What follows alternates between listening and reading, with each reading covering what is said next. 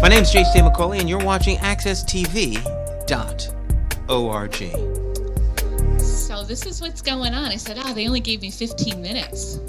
So I'll try to stick to it. But no, I'm going to give you an overview of what we learned. I'm going to share kind of the high-level themes that what emerged in our conversations with nearly 1,700 stakeholders across our community, and let you know what we heard kind of over and over again, really no matter who we spoke with. And there's much, much more in the report. We have copies of the report out on the tables. It's compelling reading, let me assure you. So what I don't cover in the overview today, feel free to take home. I was joking with Kent. He is present at many of, from Chief Hartford, at many of these presentations. I said he could probably give the talk tonight, but he was commenting on that he's read it many times now, and I have too, and there's just a lot to the report. The team did a really, really comprehensive job of taking a look at the strengths of our system, the challenges that have been persistent, and they've made lots of recommendations about how we can take our school system to the next level. I always joke, I said, I told the team, don't give me 50 recommendations, and they gave me 89. So lots to think about and sift through as we start to refine our strategic approach to taking our system to greater levels of success. So anyway, I'm going to walk you through the report in about 15 minutes. I'll keep my talk to that. But then again, this is about a conversation and engagement. So we have some questions for you. We'd like to get your reaction to what you heard, to let us know what resonated with you and what's missing. And then help us make sense of then where we go from here to take this to the next level. And then we'll ask you to kind of share out. We have facilitators with you to help ease the conversation and then to help with the report out. Because I started here committing to strong engagement in the community. And you'll see that that's how we gathered our information for the transition report. Coming out to the community again and sharing our findings is an extension of that engagement. And then again, as we craft the next chapter of our story together, we will continue to talk about, and more importantly, do this work together. So it really matters to me, your reaction. Did we get it right?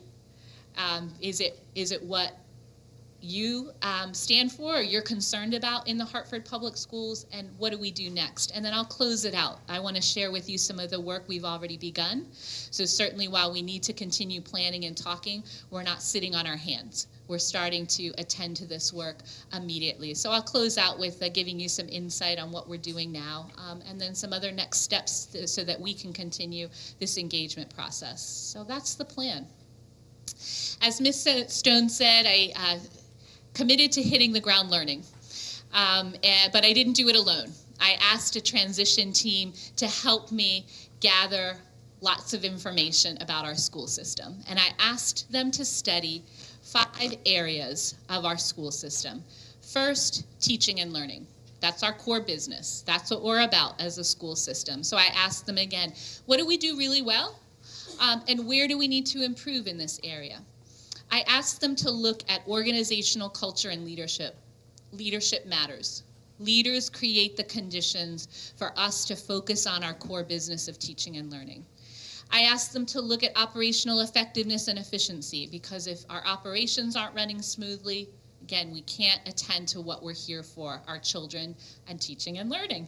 I also asked them to look at equity and excellence, and within that category, I specifically asked them to look at our choice process and also the experience of English language learners and students with special needs. And then last, what's the status of our family and community engagement? Again, what do we do really well? Who are we effective in reaching? And where do we still have some work to do to meaningfully engage our families and our communities in this work? So from those conversations and from that survey with our 1,700 stakeholders, this is what emerged. There were 6 cross-cutting themes, again, that we heard over and over again. So I'm going to walk you through these 6 themes in some detail now, so you have a sense of really what's in the report. first, educational equity and excellence should be on there. There's a shared commitment to that across our system. And you see here, this was a near universal aspiration. Again, almost no matter who we spoke with, they said it is their hope, their aspiration for the system, that no matter where a child goes to school in Hartford, they have a high-quality educational experience, no matter where, that you could attend any school in Hartford and have a high-quality experience. And while that is the near universal aspiration of our community, we know that that's not our current reality. We see variability of performance across schools, and we also see it within schools. We have different access opportunities for kids. We'll talk a little bit more about what we learned from some of the choice studies as well. And also, we're getting different outcomes.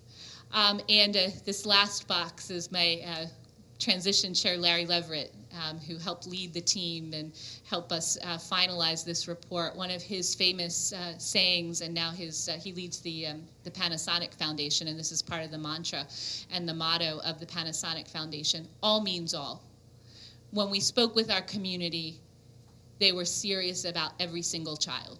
Like, this is our hope and our dream for every single child in the Hartford Public Schools. So this was the biggest theme, what we heard the most as we engaged in conversation across our community. This second theme goes hand in hand with the first. There's real urgency to accelerate the performance of our students who attend neighborhood schools. But also, there is a need to attend to overall student performance.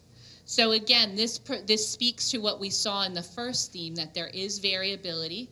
We tend to see, generally, higher rates of chronic absenteeism, higher rates of suspension, lower academic achievement of students in our neighborhood schools. However, in our magnet schools, we also see gaps in performance between our suburban students and our Hartford residents. So again, there's a need to attend to equity and performance and gaps in performance, both across our schools, but also within our schools. Again, there's a need to make sure that we in central office, and I'll tell you a little bit more about what we learned about central office support to schools, a need to differentiate our support. So we really are attending to our schools that have the greatest needs so we can accelerate performance.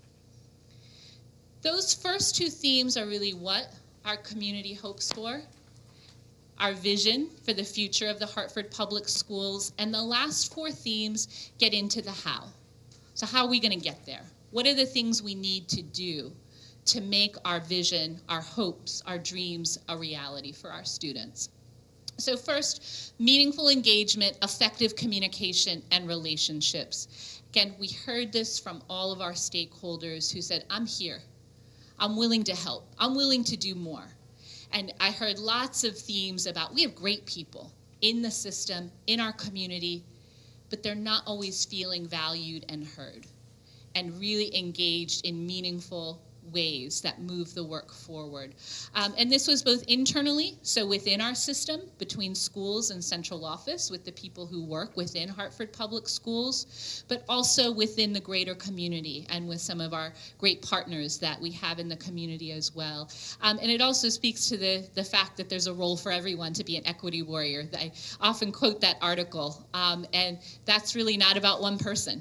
The Equity Warrior article is about sharing leadership. And it basically says just that. It takes everybody in order to achieve equitable outcomes for kids. So people are looking and pushing us to communicate better and to engage them in rich and deep ways. The next piece and these following three themes talk about the fact that there is a role for everybody. And it starts with central office. And what we mean by central office transformation is really how we partner with schools, the mindset that we have in central office that we exist to serve and support our schools, and how we're organized again, so that we can make sure that we're matching our support and our resources to the unique strengths and needs of each school. Another thing that was learned in this area was we have this role of a portfolio director. Ms. Stone called out her portfolio director, Mr. Barton, who's here tonight, and that's basically a principal supervisor. And their main responsibility is to make sure that our principals have the chance to continue to learn and grow in their leadership, so they're the best leaders they can be, particularly around their leadership for instruction, and how they help teachers learn so that teachers get better, so we can get better outcomes for kids. So this report really talks about that, the fact that we have that position and that structure in the system, that's a strength and something that we need to leverage to really help all of the adults in our system to learn to improve their practice. So again, we can give our kids the very best, and we can see better outcomes and greater levels of achievement with our students. It calls for us to coordinate our work in central office. We have portfolio support teams attached to portfolio directors, but making sure we're coordinated in how we mobilize and use those resources is essential. And also you see this as you read through the report and the 5 areas, a lot of need for more focus and coherence and clarity across the system. The next, again, builds on the theme you just saw around building capacity of adults in the system. This is a people business, and we invest most of our budget, 70%, in our people. So we need to continue to invest in their learning and their growth. And again, I talked with lots and lots of our staff as part of this process, and they said, look, we're ready. We want to keep learning. We want to do this work, but we need more opportunities to develop and hone our skills and practice. And again, we want to be part of this. We want to make sure that we're heard and that we have opportunities to keep getting better at what we do. And so it pushes leaders again to make sure that we're creating the conditions for those that we supervise and lead to do their best work. And it's also calling for us in the report to look beyond the former way we used to set expectations and hold schools accountable by really just looking at one data point, and encouraging us to say, use multiple measures to define what a great school looks like, and then to use those multiple measures to make sure you're pinpointing and targeting your support to each school's strength and need. I talk about that as the way to know a story of a school. Just as you wouldn't judge a student on one data point, we shouldn't make judgments and decisions about schools on one data point. So the report really pushed us to broaden our notion of school support and accountability, and to build out our framework to support schools in richer ways.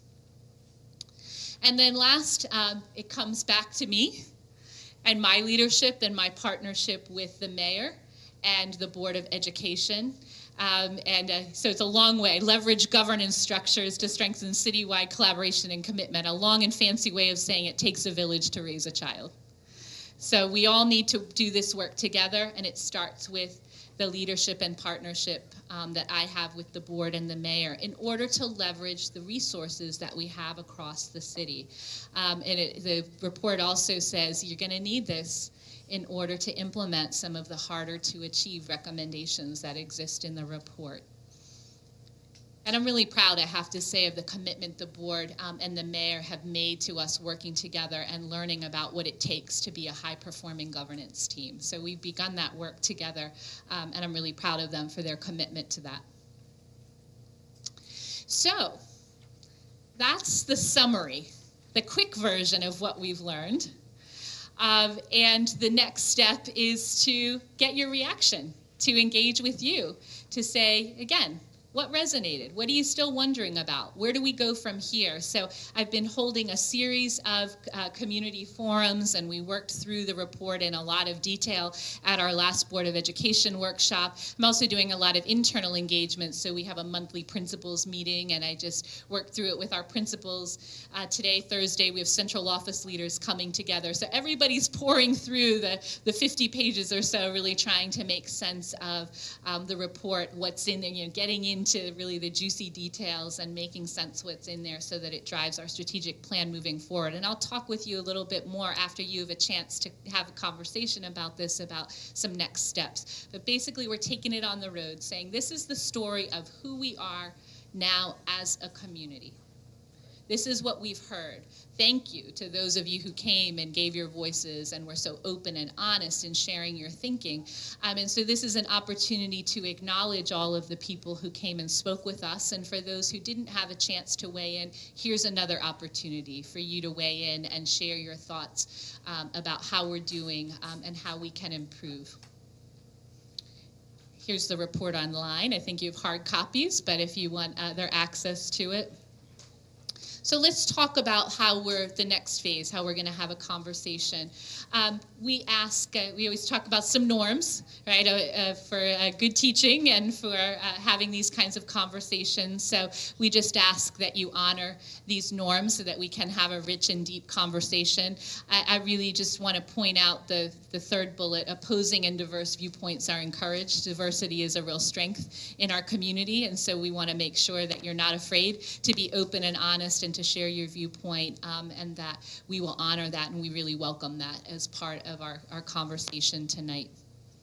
Also, I love the last one, just to assume that people have positive intentions, that they're coming from a good place. So this is what we want you to talk about. What parts of the report made the greatest impression on you? Did anything surprise you? Most people's reaction has been, no, it's not surprising. This is what's been, on our minds, but we're glad you put it out there.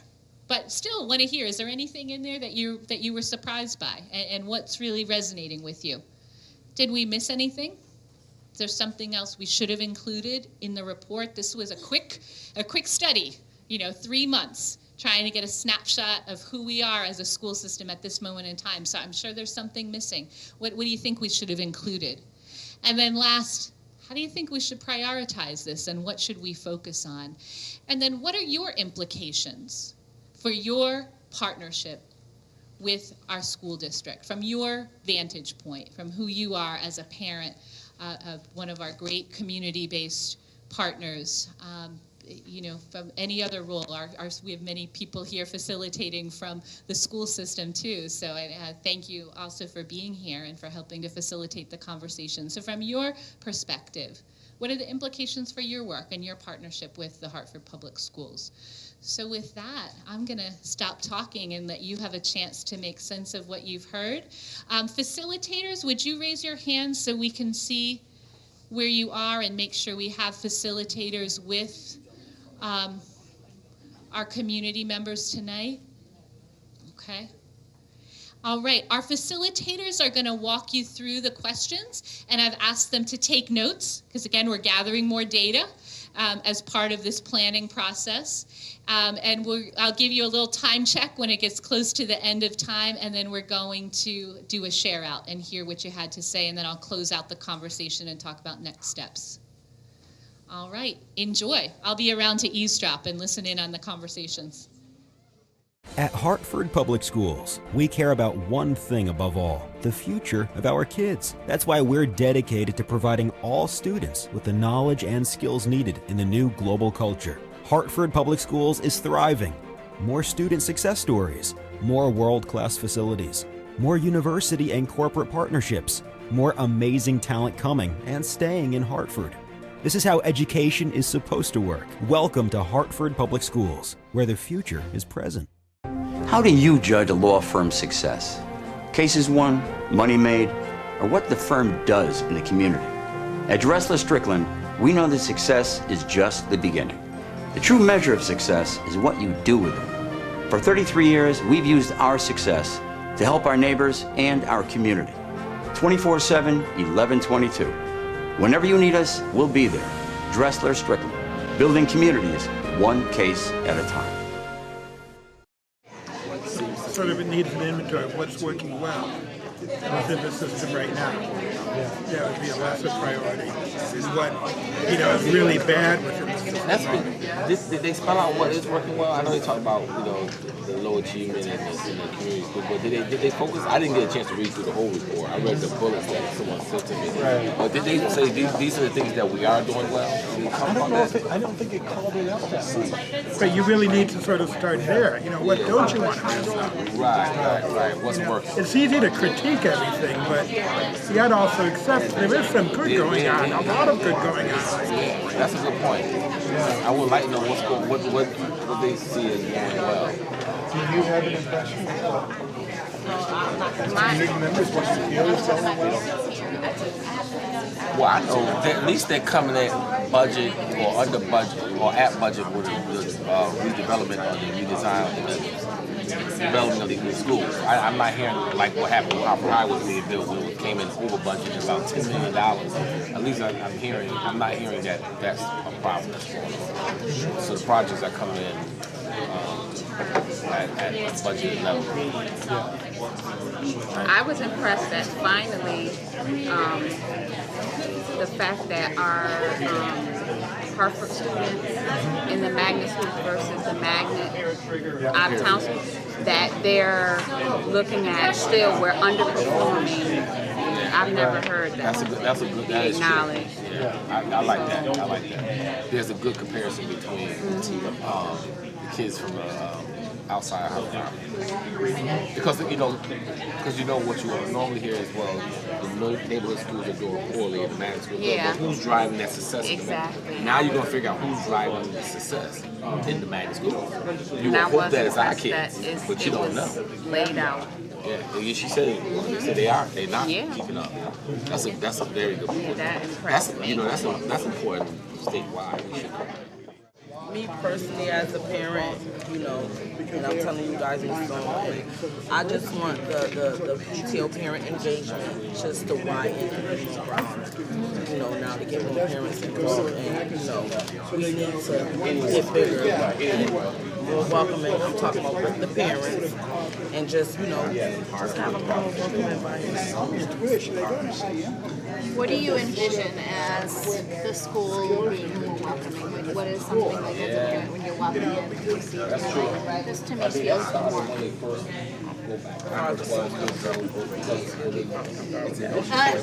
All of it is just is going to me. It's just that I know that we have to give our school and our principals more time, but we also have to just make it clear, like everybody has to be hold accountable. Everyone, from the custodians, the parents, the teachers, the staff members, everyone, and just do a better job on what we're doing. Because we also, as a parent on the turnaround committee, I was one of the ones, that wanted better implement in the school, and that's my goal. I want better implement in the school, especially with the parents. We have kids in here that have behavioral problems and stuff, and I don't know all the parents, but these parents need to start being held accountable. You can't put it up under the bus. It needs to be out there, and we need to get with the program with it. Also, in the local grade level, I see a lot of behavioral problems with me witnessing.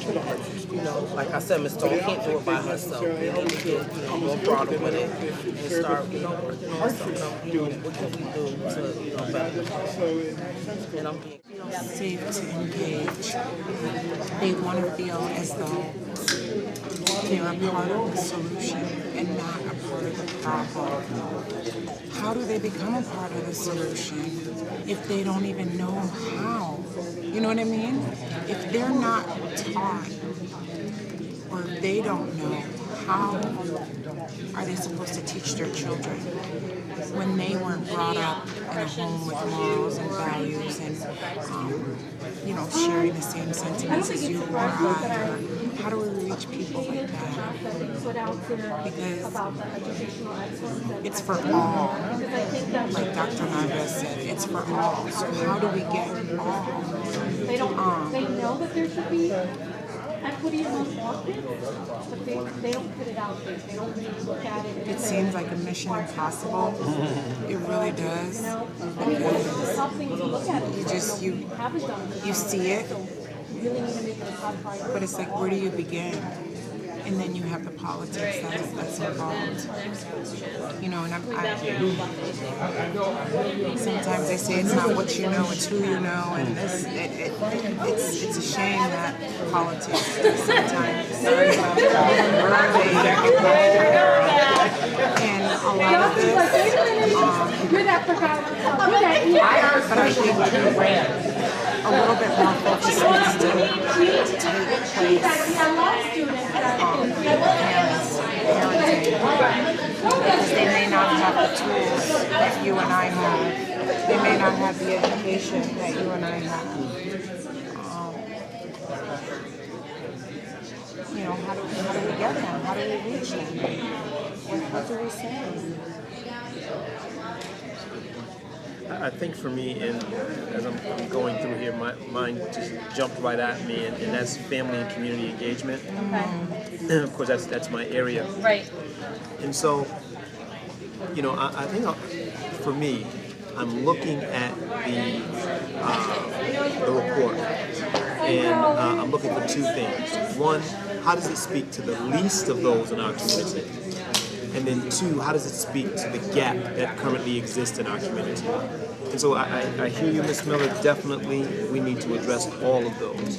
So my question is, you know, from this report, I see some indication that we are looking towards the least and giving the least the greatest voice. Yes. Because if we can serve the least, we'll do the greatest good. Can you just help me, when you say the least, what do you mean? So the least of those in our community. Yep. So those who are struggling the most. Yes. Those who have the least. Yeah. Children that are at high, what we would call in DCF terms, high risk students. Students that are considered high risk is our homeless population.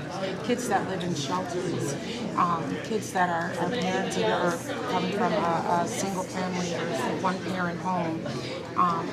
And are dealing with, you know, financial issues or domestic violence, yes, or any type of extenuating circumstance, right, that is beyond any of our imagination. Right. We cannot speak or can imagine what, you know, that mom, to be in that mother's shoes or to be in that father's shoes. But yeah, you're right. They're the ones that I think we need to focus on. And so you were saying that you see in the report that we're trying to give voice to those that haven't had the voice. Exactly. But were you about to say, when you were talking about the gap? There's a second part, and that is the gap. How do we close the gap in terms of the relationship, the communication, the interaction between service providers, meaning the district, and those who are consumers receiving the services, in this case being parent and community. And so I'm always looking for two things. How are we addressing, of course, IQ of our children, reading, writing, and arithmetic? And this is a model that we use at WISH. What we have found to be just as important is how we address the EQ, the emotional quotient. And so while I understand the need for us to be able to educate the children, it is also equally as important to address the emotional and social development of the children as well. So I see the report striving to make that type of direction just by opening up, just by having the public forums, just by having the forums in the community are steps towards building the EQ as well as the IQ. And I think what Ms. Miller was speaking about actually, Morgan, excuse me. What Ms. Morgan was speaking about is there was a time where education started at home. Unfortunately, as we have moved into more modern times, that education has moved out of the home and just into the school building. And so what we're looking for in these types of reports are some redirection back in an area where education becomes a community engagement. See, when education is important to the entire community, then we can lift not only children, parents, and community. And that's what we're really looking for. So when we're all on the same page about education. And the importance and the value. Exactly. Because not everybody values education the same way. It's not every disciplinary measure that fits every student. We have to recognize what we're dealing with. And that is coming together with the parent and seek out the parent's assistance in that, and actually listen to the parent. But we need the support of the parents with this. It has to be. But even to say you need the help of some parents just aren't, I guess you could say, worthy of their child. So if you find a parent that doesn't want to contribute to their child's education, how can you bypass that and just work with the child themselves? Because that's just to say we're not going to do anything unless we get parent involvement. Parent involvement in the Hartford school system has always been horrible. When my first experience going to a suburban school, when I went to open house, I couldn't even find a parking space to get into the school. And there's no way in the world you would come to a Hartford school for open house and not be able to find a parking space. So therefore, we have to find a way in order to override always working with parents. Yes, there are some parents out there that will help you, but if you can't find those parents that will help, you have to find a way in order to work with the children, work with the teachers, past their parents. And hopefully they'll jump on board by seeing their child achieving more and doing more. And they'll say, oh, okay, my son or daughter is doing so, I'm going to go see what's going on. But if you don't see your child or your daughter doing anything, you have that mentality to say, why am I going to go check on them? What am I going to see? They're not. Yes, like, well, yeah. Because when you come to a Hartford school system and you get work, classwork, or what have you, that classwork is totally different from when you go to a suburban school or when you go to a magnet school. And why is that? Why can't we start our children off high and work down? Why do we start Hartford schools low and don't want to move up? Why is that? Why would a second grader be doing algebra in the suburban schools, and here a second grader is just doing division? Why is that? So, as I said, in the beginning of the year, students are tested. Mm-hmm. So a teacher basically knows the standing of every student in their class, what their needs, strengths, and weaknesses are. Correct? Yeah. Yeah, they do. They test the students. Yeah. Right. So at that point, the teacher knows how to address the academic needs. So if a student is, and again I spoke about the continuum of the different students in a class. Some are low, some are in the middle, some are high. So that teacher now has to differentiate instruction. Device equity.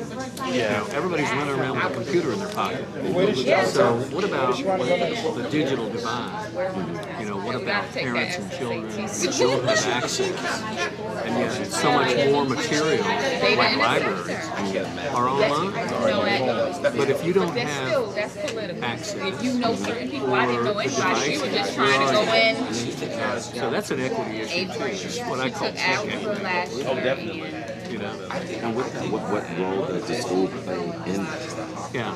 Well, you know, there is a pilot at a couple of high schools, at McCauley and at Pathways, looking at blended learning, where kids are given laptops and they're doing their work and they're surging ahead. And some kids, I was talking to a couple of teachers about that. Some of the kids who are special education students for the first time are coaching other students, and they usually never say anything, but they know the devices, so they're able to make a point and be leaders for the first time in their school career. So the blended learning idea really focused on the idea of having a personalized learning experience. So now I'm moving and understanding things at my own pace. And my own pace could be faster or it could be slower. And it's built on a mastery model. So now I know what mastery looks like and I can work towards that at my own pace. And this device is a resource that allows me to do that now in non-traditional spaces. Right? So now we're no longer talking directly about seat time in a classroom. We're also talking about being at home doing that work, being at the barbershop, being all these different places where I get the access content where I'm feeling right. So it's a bit self-paced. So there's kind of a framework for it, but they themselves are able to. And you know what's interesting about this? The teachers have to surge ahead. They've got to plan it out. So instead of like one teacher said, I can't do this on a Sunday night. No. You know, I got to plan the whole term so that student can get all of that far ahead if they need to. So it changes the dynamic. So the teacher has a different role. Hey, 5-minute warning. Okay, 5 more minutes to wrap up your content. Okay, I supervise the Family Resource Center. So therefore, through the supervision of the Family Resource Centers, we are engaged with a community-based organization that runs programs at Sanchez, at Betances, at Burns, at Burr, at Clark, at Sand, at MLK, and at Milton. So all of those Family Resource Centers are supervised at the main office, at central office. But people think that it is something different. And our sole job in the Welcome Center is to serve you guys. It is to serve, for example, if your PTO is having a meeting and the principal has not heard you correctly, or if you have a need, or if you want a fundraiser or an event that you need more assistance than the one that you're receiving, you can always come to. Just not straight up with your group.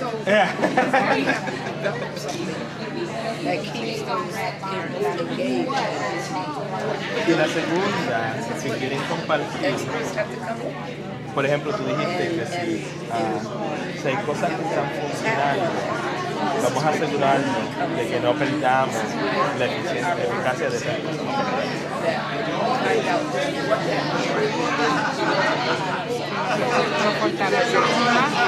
At Hartford Public Schools, we care about one thing above all, the future of our kids. That's why we're dedicated to providing all students with the knowledge and skills needed in the new global culture. Hartford Public Schools is thriving. More student success stories, more world-class facilities, more university and corporate partnerships, more amazing talent coming and staying in Hartford. This is how education is supposed to work. Welcome to Hartford Public Schools, where the future is present. What we're going to do for the share out is ask our facilitators to highlight just one or two. I know that you guys talked about a lot of things, but that's why we took the notes. So we're going to collect all the notes back and read the richness of the conversation, but we'll ask the facilitators for each group just to share one or two key ideas, kind of key takeaways from your group. Okay? One or two key ideas that were shared in the conversation with your group, and we'll ask the facilitators to report out. Who wants to go first? Okay. Marta. All right. Students first. Hi, my name is Marta Bentham, and I am the facilitator for a wonderful table with 5 people, and one of them, the most important one, is a young Mariah, who is an 8th grader at Breakthrough. I just want to bring out 3 very important key elements of our conversation. One is that the parents have expressed the strength that of the words that the superintendent has said over and over about equity in all means all are very strong words that ground them and that give them faith that we are going to close the achievement gap. The second one is that the student stated that she's really hopeful for the students that even though she's in a high-performing school, and she knows how sometimes in the low-performing schools, the challenges that the students have, that she's hopeful, very hopeful, that Dr. Narvaez and her team will be able to make it better for those students. And the third thing that they wanted us to get from this is that they've had a difficult time reading the report because the report seems to have been written for educators, and that we need to look at ways that the report can be written in a way that parents and community can understand it better. Thank you. Thanks for kicking that off. Great feedback. Thank you Okay. to my group. I saw Jackie, and then we'll come to you, William. I got before you, William. Woohoo! All right, just because I have a theater background, I have to stand up because I'm looking at a wall. So this group was really wonderful, very Clark-centered and heavy, which was really terrific. We had a parent on this group, and I'm going to start with the parent's comment that she really appreciated the community and parent involvement and voice, that it was appreciated and felt that the meaningful piece was really important. There was also comment about how the group appreciated that you put out there the equity and excellence comment. And some of the missings were early childhood, wanted to know a little bit more about that in conjunction with ELLs. Everyone thought that equity should be first and that it was important to think about the systemic issues before going down to the micro issues, and that equity seemed like a systemic issue. And the last thing I'll say, and I know you said too, but in the spirit of 50 and 89, how do you get the best, how do we, I should say, right? How do we get the best teachers and leaders to our neediest schools?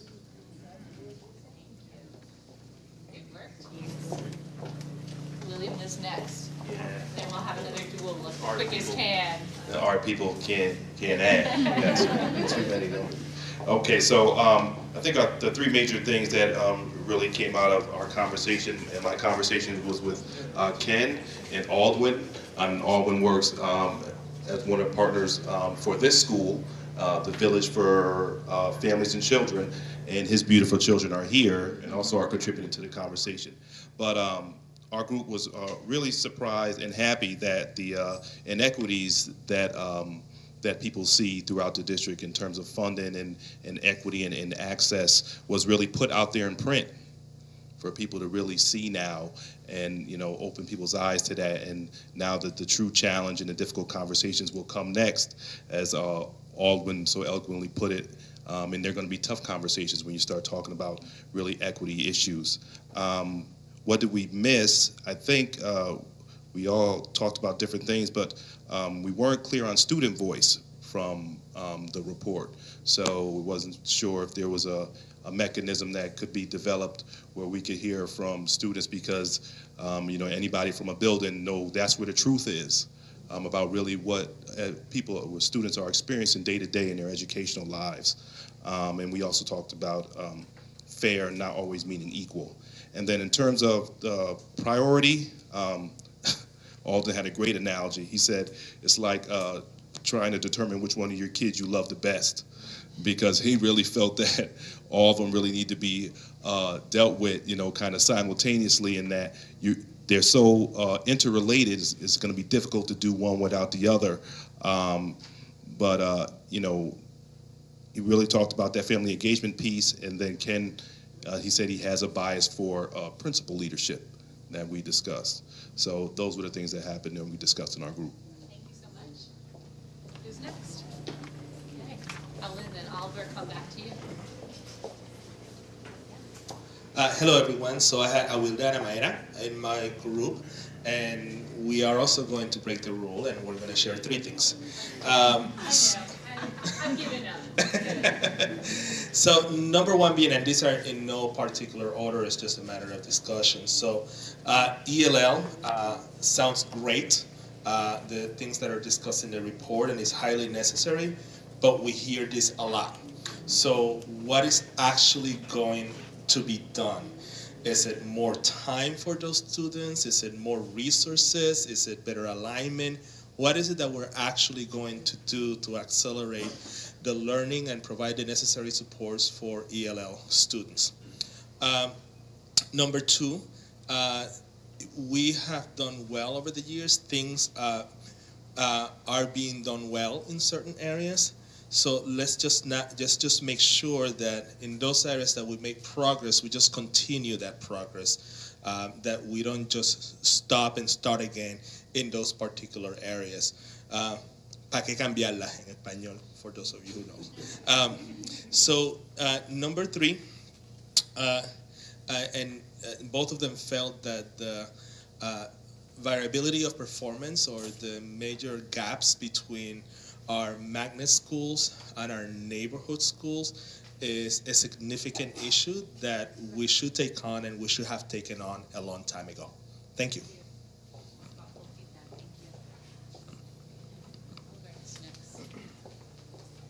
Thank you. So we have a team of 3 very committed parents here with other roles in the community, both educationally and beyond. And their concern was really mostly around how we launch students from high school into college and careers. So several themes underneath that.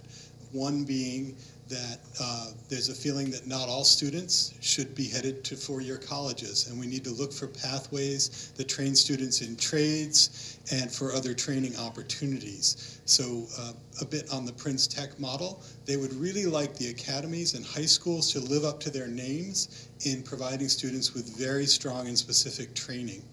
Towards that end, they also feel that students should be selected for those programs based on real deep interest and enthusiasm around that theme. So that the theme should be really deeper and more authentic in how they're training students to move forward. Additionally, there was a concern throughout the years on the social emotional development of children and making sure that students are trained to reduce conflicts among students, and schools are more prepared to de-escalate, reduce those conflicts, and build self-esteem and capacity for students not to be plagued by those challenges. So there were additional concerns about magnets, a lot of excitement about the magnet schools, but a real interest in helping those schools launch students forward into really positive careers and college opportunities.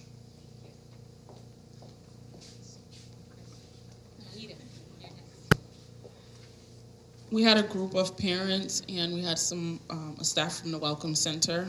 The parent had to leave, but overall, nothing really surprised the group. I think there was a sense of that we plan, but where does the planning go, and where are the proven results? So I kind of wait and see kind of if it will work.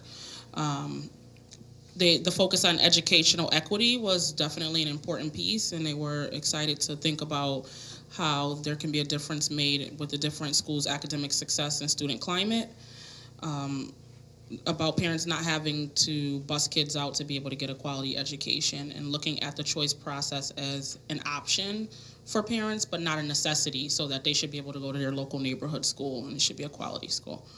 And then one of the other things is looking at different ways that the district can look at discipline in a more consistent way, because there are situations where kids may be acting out because they're not being challenged or there's not the rigor there, and how there can be opportunities for kids to partake in other programs or have more enrichment programs or project-based learning to be able to enhance their learning opportunities.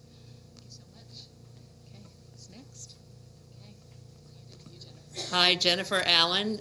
We had an intimate group here and an interesting conversation focused on partnerships, and that which gave us, I think, a little bit different perspective.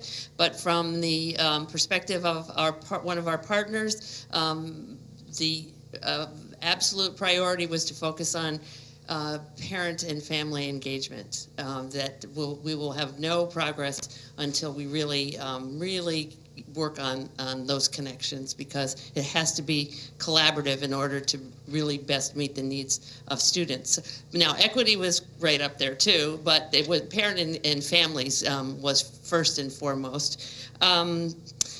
There's a articulated confidence in the commitment and capabilities of teachers, and that we should be supporting those efforts because they're it. And lastly, something that wasn't mentioned but is underscored by our partner is the idea that we need to look at our summer programming and make sure it's meaningful and healthy for students, so that they're having all year round attention and fun.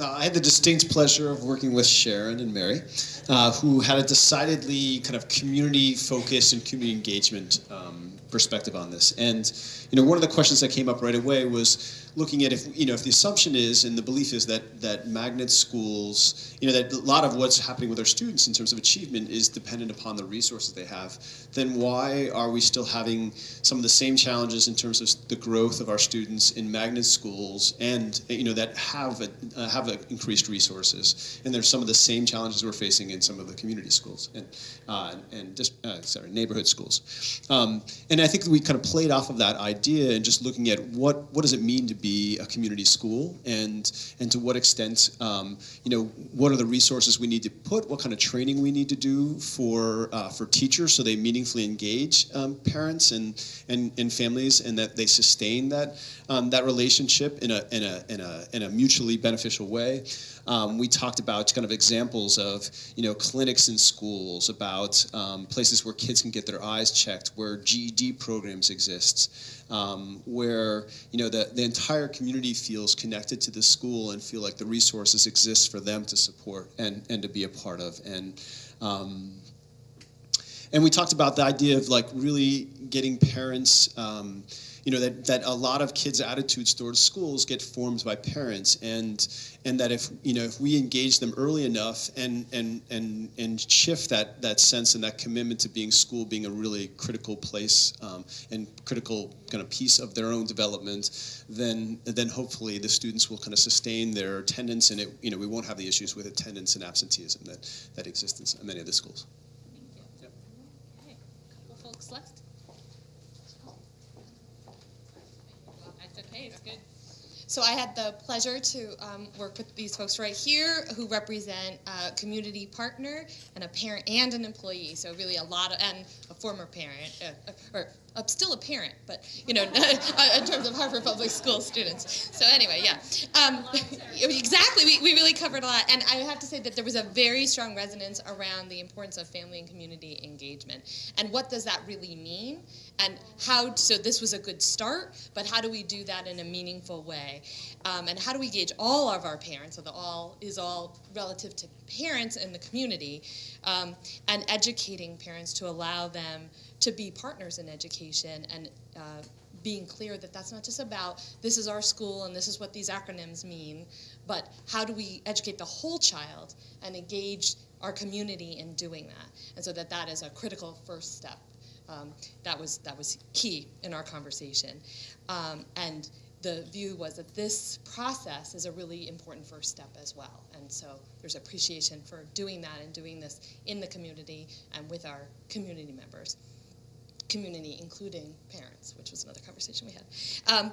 There was also some concern around the importance of teachers being truly invested in our community, and the concern that we've heard for a long time around are our teachers, whether they live here or don't live here, how are they engaging in our community and understanding our students and our families, and that's still a concern.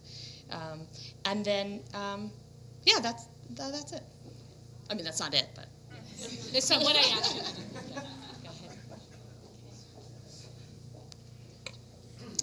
Good evening. I have Stacey and Chris here. Stacey has a daughter at Annie Fisher STEM, and they arrived just a little bit ago, but jumped right to it. First off, Stacey talked a little bit about Annie Fisher STEM and the experience that her daughter is having there. Very positive culture, and the theme and focus of the school has been just really wonderful for her first grader.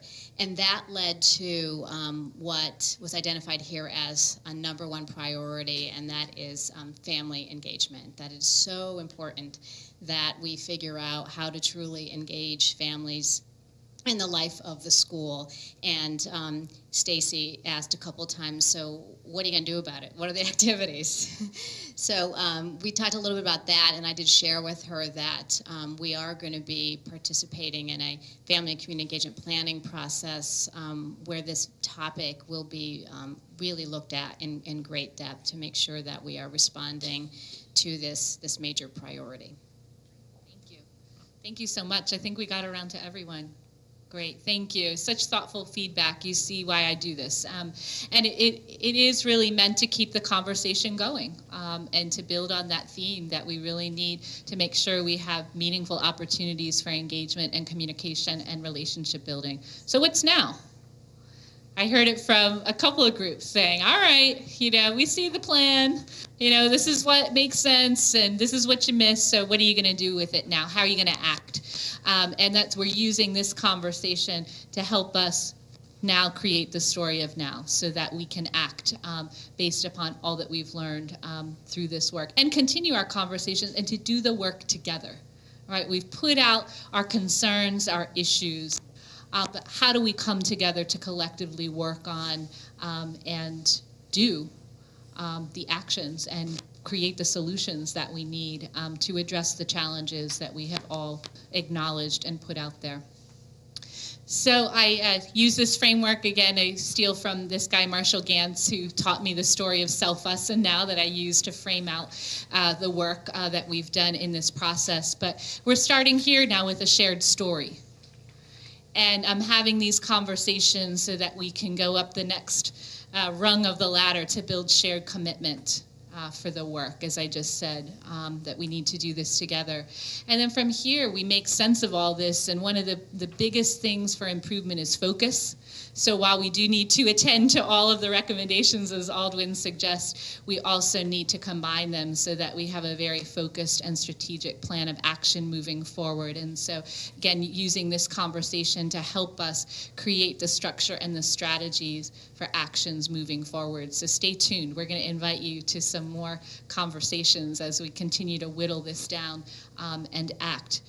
But again, as I began, while we're doing some planning, we are also acting. I don't want you to lead you to believe that we're just talking and just planning.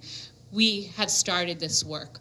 And no matter what else comes out in our final strategic plan that lists out some bold goals and some targets and some strategies that we're going to use to get to and achieve those bold goals, these 3 things are going to be central to our strategies moving forward.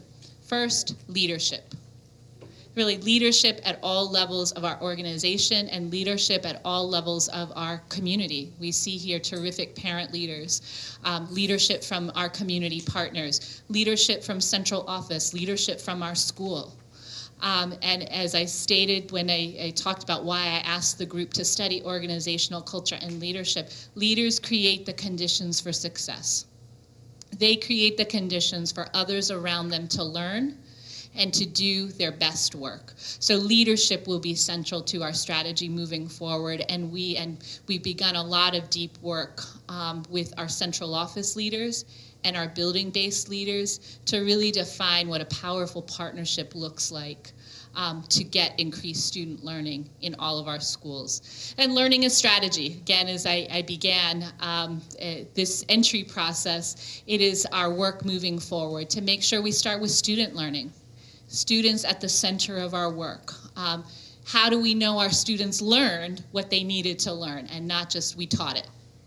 How do we make sure we have strong opportunities for our adults to learn, for our families to learn, for our teachers to learn, for our principals, our central office leaders to get better at what they do? And then last, how do we know the stories of each school and the stories of each student? How do we know their strengths and their needs so we make sure that we give them what they need? We match our supports, our resources to the strengths and needs of each child and to each and every school. This is work that we're putting in place and will be central to our efforts moving forward. And more specifically, we've called out some immediate pieces of work that we know we need to attend to. It's just the foundation before we can even get into deeper conversations about learning and leadership. Chronic absenteeism, again, not a new issue. I know we've been talking about it as a community. We've really elevated the issue this year and have begun to attend to it in very real and varied ways. Suspensions, again, if you read the report, you'll see we just have too many. There's nearly 6,000 suspensions across the system last year with 21,000 students. So kids need to be in school. These first two issues, kids need to be in school if they're going to learn. So we've begun the work to address these two very real issues in the system. We feel like we can move the needle in these two areas this year while we're doing some planning and creating the foundation and the condition for the other work to move forward.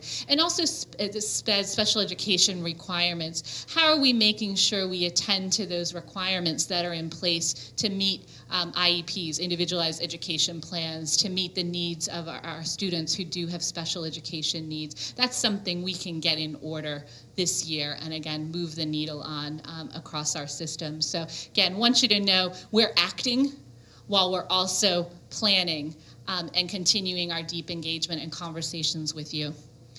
And again, there's a role for everyone in this work. So I just want to again say thank you so much for being part of the conversation. It was really thoughtful feedback that you gave around the report, and you pointed out real things for us to focus on moving forward and things that may not have stood out or were included in the report that we need to think about for our work moving forward. So thank you so much for being part of the conversation tonight, for all that you do for our children and for our families across the city. And please, we want you to continue to be part of this work because it will take the efforts of everyone to give our kids what they deserve, and that's the very best. So thank you.